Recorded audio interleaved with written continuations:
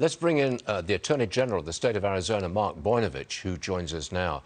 So you and other Republican attorneys general have blocked 7, as I understand it, 7 of President Biden's migration orders. But the border's still open. They're still pouring through. Is the legal route really working?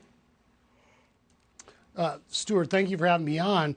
And yeah, we are using the tools in our toolboxes because no one else is doing anything.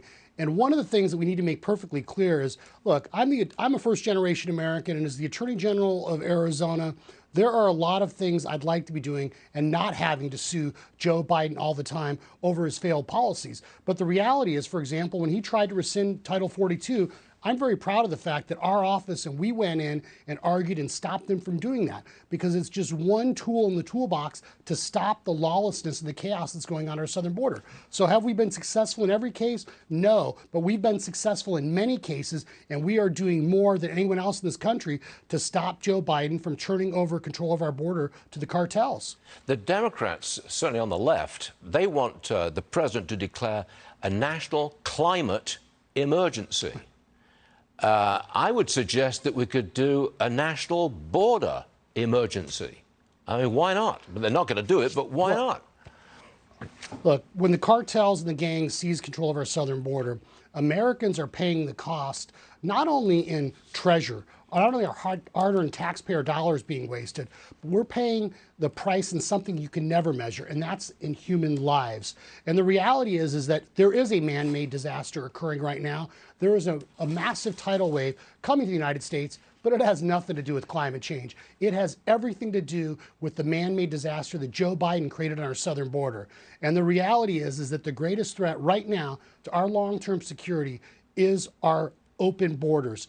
It's not only the people coming across, Stuart. We're talking about gangs. We're talking about people on the terror watch list. We're talking about a massive and record amount of fentanyl, where 2 milligrams can kill a person. I mean, just last month, or just this last year, enough fentanyl was seized. This is just what we know about, that could possibly kill the entire United States of America. We've just reported that it's 200,000 a month now coming across the border. 200,000 a month for 4 straight months, 800,000 plus people. Is there any sign at all that that flow will start to be smaller, less of a flow in the future? No? I mean, you've got these extraordinary temperatures. No decline in the numbers? No, because Joe Biden has decriminalized and incentivized people breaking the law.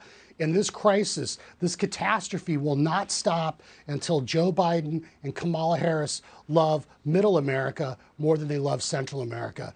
And it breaks my heart to say that, but I've never seen this in my lifetime, where a president seems to care more about the far left of his party and, eradicating international borders than he does about American taxpayers.